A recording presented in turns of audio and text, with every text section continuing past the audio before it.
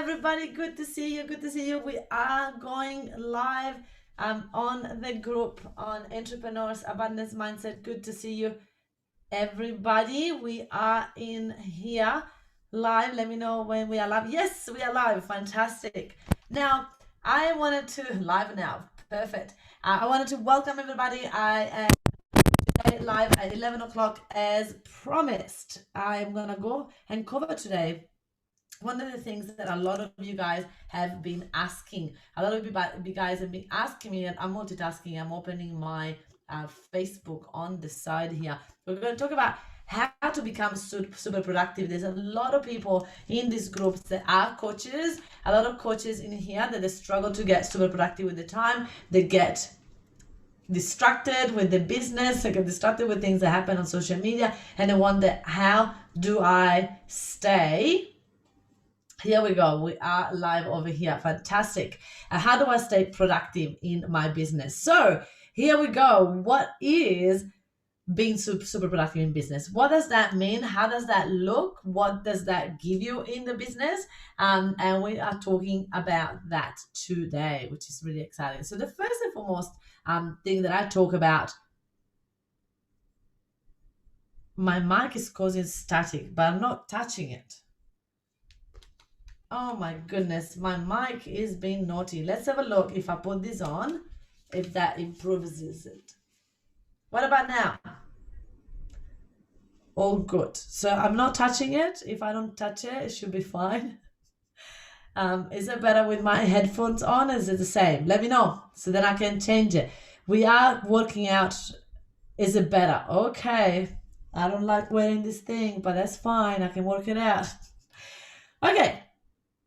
So sticking to your calendar, what does that mean? That means that when you stick with your calendar, you have absolute trust with yourself. You trust that whatever is in there, you are going to do. Whatever is in your calendar is going to happen. Whatever is in your calendar is like done.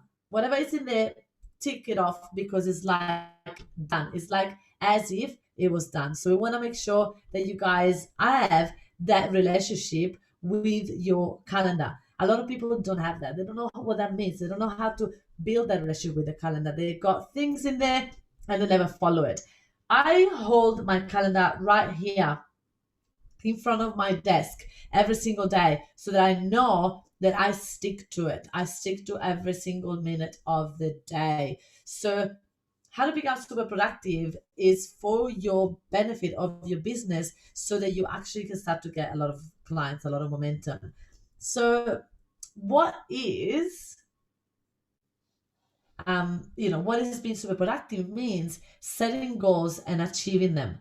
When you set goals, you put them in your calendar. So whenever we say that we have workshops happening in the future, we put it in the calendar as a project, right? So we'll go, all right, there's an event in a couple of weeks. All right, what I'm going to do right now is that on that day, I'm going to promote it. On the day, I'm going to write email series. On the day, I'm going to do a video, right? So I've got that in the calendar. So then I trust that I'm actually going to take action on it.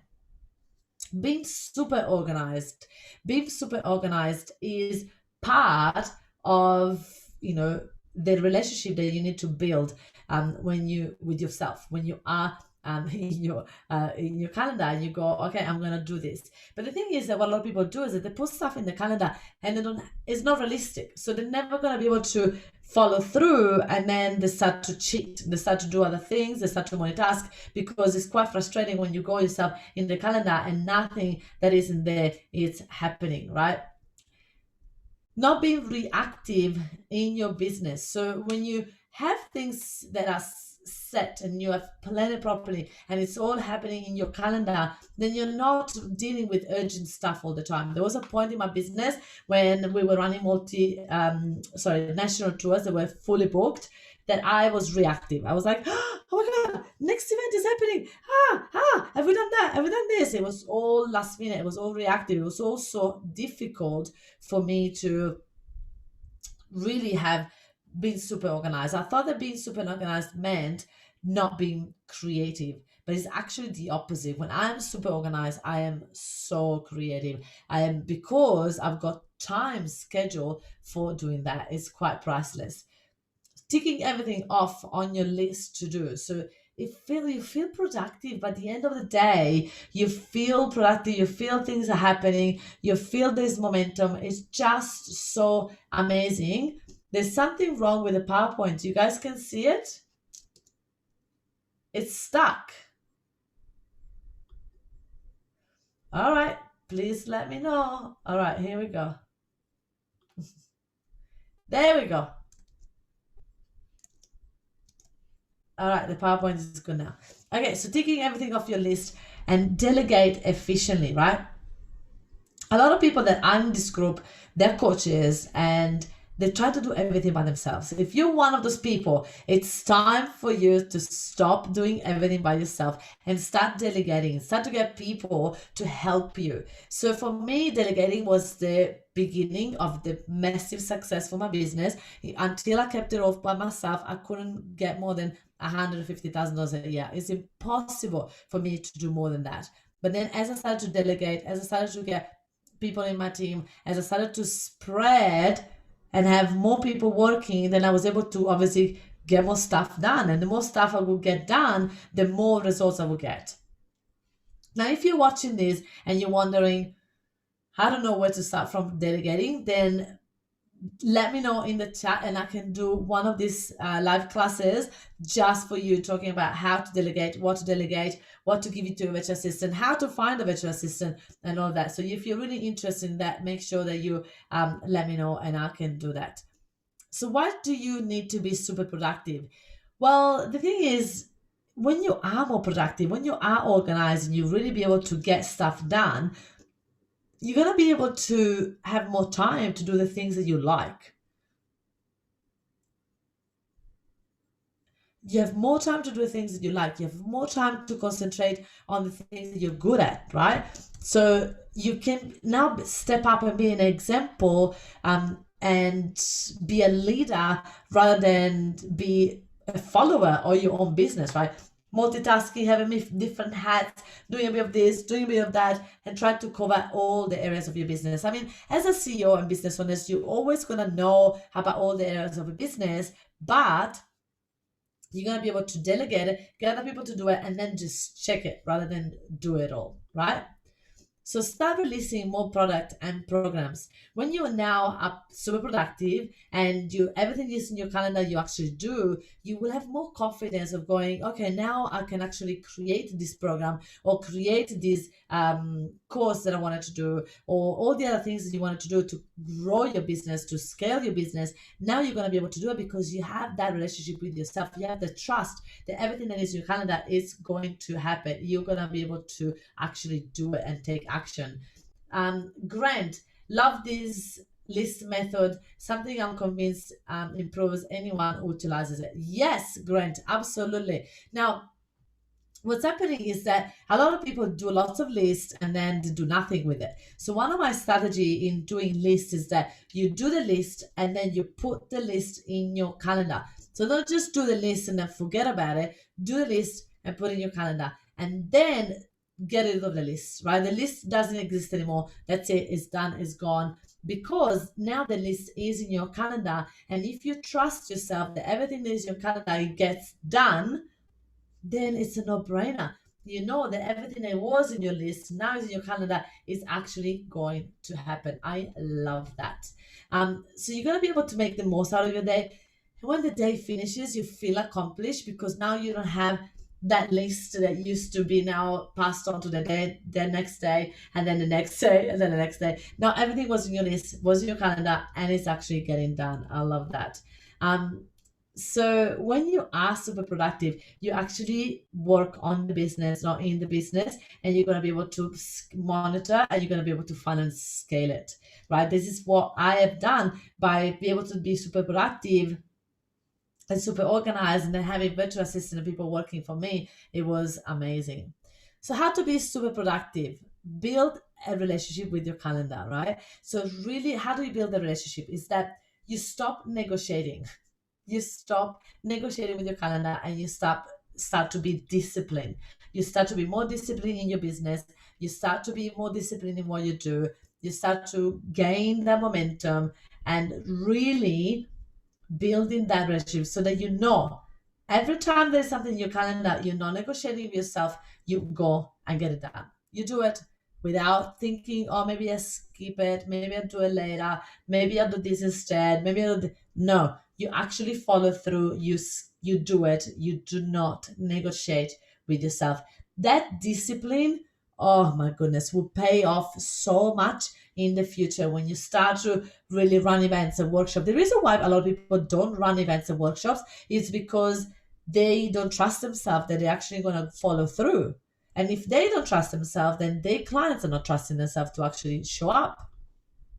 So become disciplined, stop procrastinating, and having a structure around your to-do list. So as I said, you write down your to-do list once a week, you put it onto your calendar for that week, and then that's it. Then you're done. You're not rechecking it. You're not doing anything else. It's just everything that you need to be done, it's in your calendar. So you can plan ahead, and while you have, let's say that you have in your calendar studying, and maybe like I'm doing, right? I'm reading a book, hypnotic writing. It's amazing. And I'm reading a book. So I am block out half an hour a day in my calendar, and I turn off all my notification. All I do is focus on that task. So if it's reading a book, or if it's writing an email, or if it's checking on someone's work, or going live, switch off everything else so you actually know that you are going to be doing it. So stop negotiating with your calendar and start actually taking action. So how do you delegate tasks that can free up your time? So make a list of all the things that you do in a day, right? Make all the things that you do in a day, make a list of it, write it all down. And I do that probably for a week. I write down all the things that I do every week, and I write it all down for 1 week, right? Then you're going to start to notice there is a pattern of you wasting a lot of time in tasks that you could actually send and pass along to a virtual assistant. Now, this is where I do this with my clients. And when they look at the list, they go, see, nothing, none of this can be delegated to my clients, to my virtual assistant. I say, no, that is not true. What about this piece, right? So let's say that you say, well, writing emails, I can't delegate that. I need to do it. I'm like, well, that is not entirely true. So if you've written emails in the past and you have your emails written down in there, now you're going to start to break it down in how do you write emails for yourself? What is your procedure? What is your structure that you follow? What is your strategy that you follow when you write emails? So if you study your own email writing and then you come up with a little title of going, okay, the first thing that I do is I come up with a question. Second thing I do is I come up with a pain point and a story around the pain point. Third thing that I do is that I give them a solution of that pain point. And the fourth things that I do is that I do a call to action or a story, a testimonial on how one of my clients had the same problem and then now they're solving it. So if that's the structure of your email, then what you're going to do is that you can send this to your virtual assistant and you can say, look, these are the topics on my next 10 emails that I want to write. Please find the testimonial, find a pain point, right? So you can tell them to fill out those things. They don't have to write it, but they can just put the dot points for you. So that means that when you go and write it, you're now saving yourself at least half an hour of research of all the things that your VA has done. So now it's saving you half an hour. So instead of taking you an hour to write one email, now it's going to take you half an hour. Does it make sense? So I look at the list and I look in a way of going, how can I streamline this list, what I do, in a way that I create a template or I create a structure so that my virtual assistant can help me. So my PowerPoint, I write my PowerPoint and then I don't write them anymore. I've got a structure. I come up with a strategy and then all I do is that I go and check and then I tweak it and change it to make sure that I'm flowing when I am actually teaching it. It's fantastic, right? So then you want to obviously make sure that you employ a super productive VA to help you in everything that you do. And if you're watching this, let me know in the chat now if you have a VA. Just say, I've got a VA and she's amazing. If you don't and you want one and you want us to help you find one, put find me a VA in the chat, and one of my VA specialists can be in touch with you and help you finding an amazing virtual assistant for your business. So if you are watching this, even if it's a replay, and you have a VA, just say I have a VA. If you don't have a VA and you want one of my team specialists to find you a virtual assistant, say in the chat right now, what did I say? I need a VA. Find me a VA and we help you with that. Fantastic. All right, let's go. So now that you have the list and you're thinking, actually, I could pass this on to my virtual assistant, or I could pass that on to my virtual assistant. There's only one thing that stops you from doing that, is your control freakness. That means that you want to do it all. You want to do all these things by yourself. You want to make sure that you get all these people, don't do anything and you do it all. This is being a control freak. It doesn't help you in your business. So you need to work on letting go of perfectionism and really start to trust that other people can do the work for you, because before it goes out, you're going to check it. So you can breathe, you can understand that you're going to be fine. But listen, your future self will love you for that. Your future self will adore you because you have started to let go, and you're going to be able to spend way more time in your business rather than in your business. So do it for your future self. It won't be faster to just do it for yourself. Having people that can help you, it will scale your business so much faster. We have trained over 94 virtual assistants for our clients, and they love them. Virtual assistants are super, super, super amazing. They are loyal. They're going to stay in your business for so much longer. So don't try to do it all by yourself. Say in the chat right now,